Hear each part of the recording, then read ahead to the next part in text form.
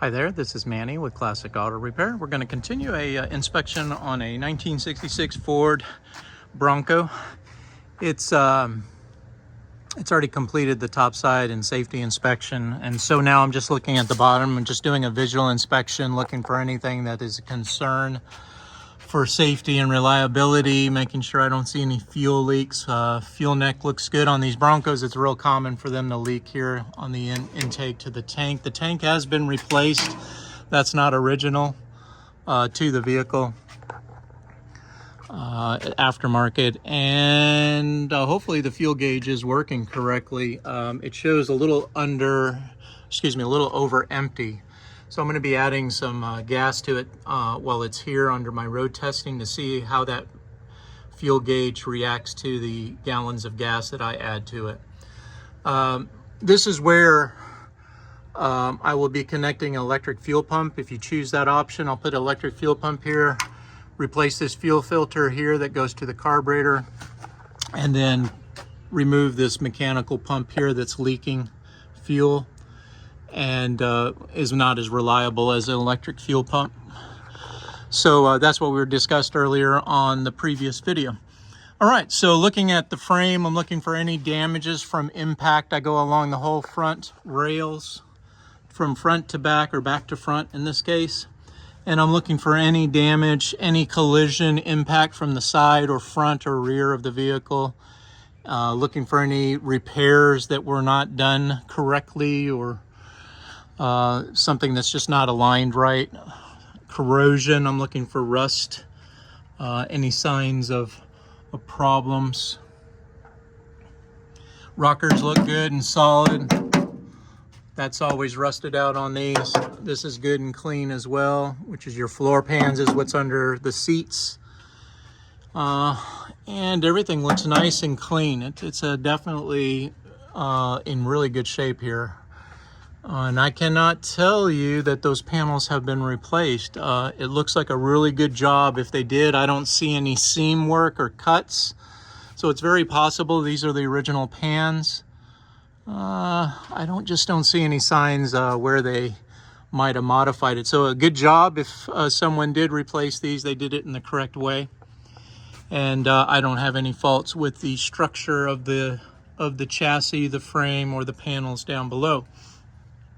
And as I mentioned before, you can kind of see this overall corrosion. It's surface. It's only on the surface of the metal, but it's everywhere from the exhaust system to all the panels and the suspension part. So very likely there was some kind of salt involved, some kind of maybe on the beach or up north in the snow. So that's why you see so much of this corrosion that we normally don't see in Texas. It could have been, like I said, in Houston or something like that, which would also show this kind of surface corrosion, but not really a concern. It's more of cosmetic than anything.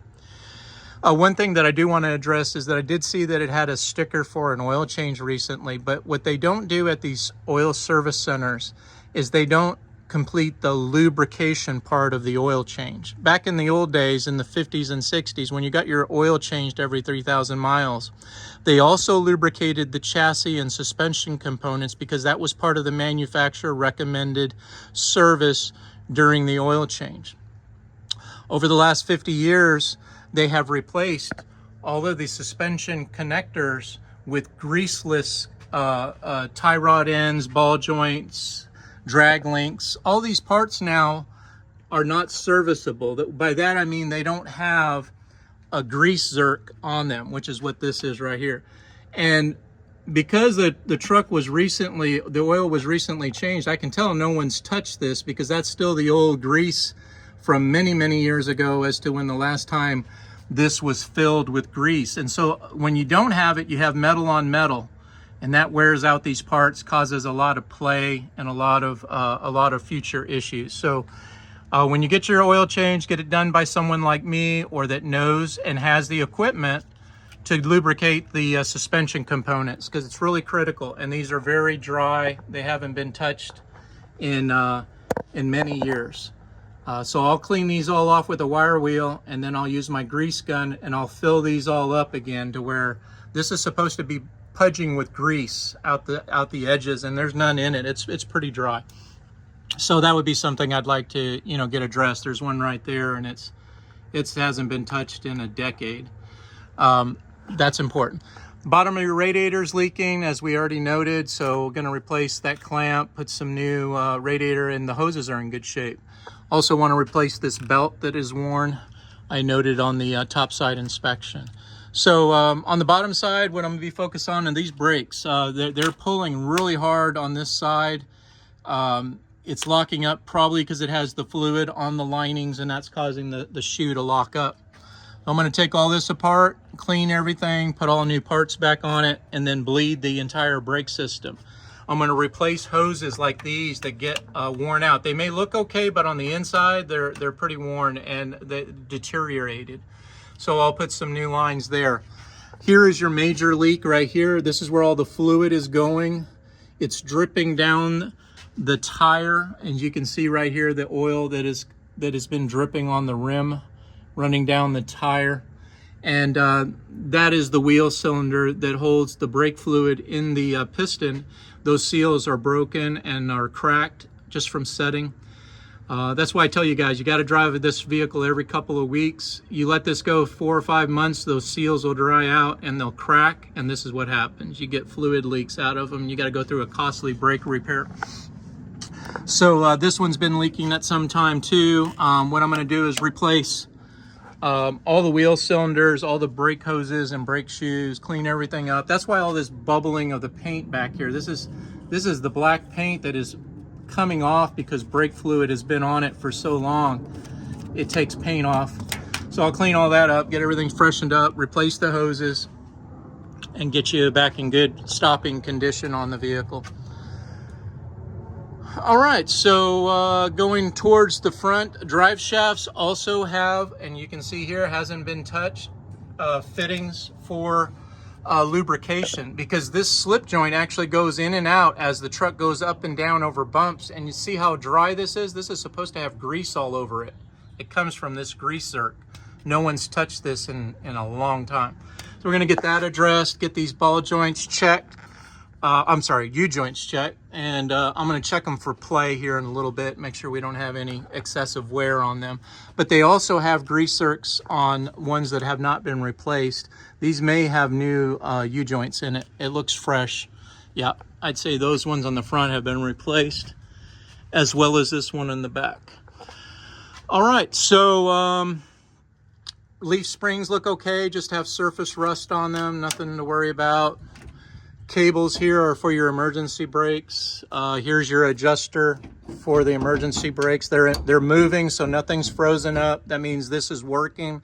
Just need to do an adjustment on it, and this is your adjustment here for that. This is your transfer case for the four-wheel drive. As I mentioned before, we're missing the front drive shaft that goes from your transfer case to the front axle. There's a reason it's not on there, and I don't know what that is. There could be a bad front pinion, or the gears might be messed up in the front, causing some kind of noise or lockup. Could be a problem with the transfer case. There's something inside of here that's broken, and instead of having an issue, they removed it. Could be the previous owner didn't want to have a higher fuel costs from driving it with the drive shaft connected. It's less wear because these are freewheeling in the front. There's nothing moving there on the front axle. But I'm not a four-wheel drive guy. That's not what I do here. But we can, like I said, if necessary, we'll refer you guys to a transmission shop that can address any concerns with this case that looks like it's been rebuilt. It looks very fresh. Compared to other parts on the bottom of the truck, so not real sure what's going on there. But let me know if you want me to focus more time on it, and I will.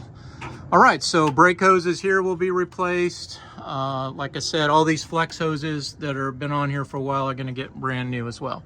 Exhaust pipe looks okay. It is very loose. I thought I heard an exhaust noise. So you got some, either the grommet or the bracket, the gasket is completely out, or these bolts have loosened up, because the pipe is not supposed to move like this. So something that I'll need to investigate and diagnose for you on the exhaust system. Now, They do make new pipes and everything for this. I don't think it needs it. Like I said, oh, I take that back. Right there is your first sign of a fault. The muffler itself has broken at the seam, and this is now just letting exhaust out of here instead of going out to the back of the vehicle. That's why I do hear kind of a loud noise. So I'll be putting a quote for you. If I don't do it, I have an exhaust shop in Louisville that we can get the vehicle to it, and they'll put in a new pipe and in a new muffler. Probably a good idea just to go ahead and go from the front of the exhaust manifold right here, and let's just go back with all new pipe, new muffler, new brackets to hold everything in place, because you'll find that a lot of these brackets are just going to be worn out and cracked. And sure enough, you can see that this is barely holding on right here. And we can get that addressed for you as well. So it's good to do these inspections, because a lot of this stuff you won't see unless you get up underneath these cars and really know what you're looking for.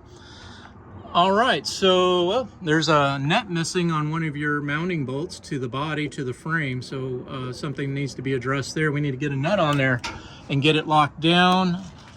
I take that back. These are the nuts. These have a nut built into the washer. I remember this, and the bolt comes up from the top side. So you're okay there.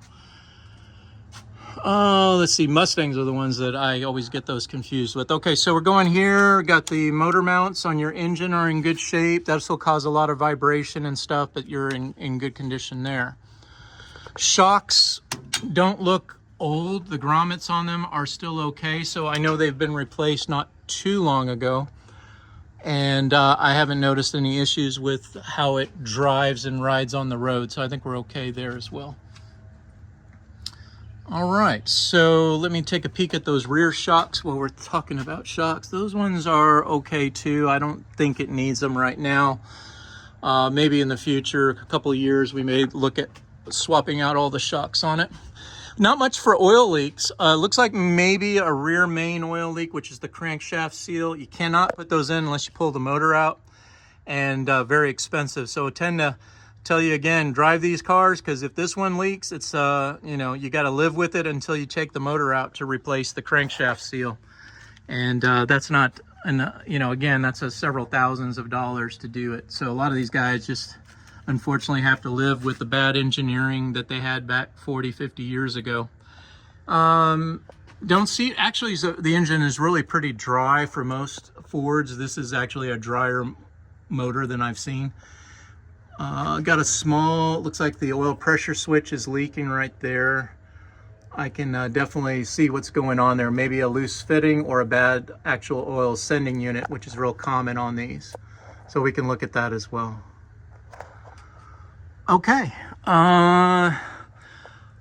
don't see anything else I need to address on the bottom of the car. Just like I said, some old neglected mechanical parts that need to be addressed, and we can definitely handle that for you. But like I said, overall she's in real good condition. Just needs a little TLC. All right, this is Manny with Classic Auto Repair, and thanks for watching the undercarriage inspection on this '66 Bronco. Have a good day. Bye.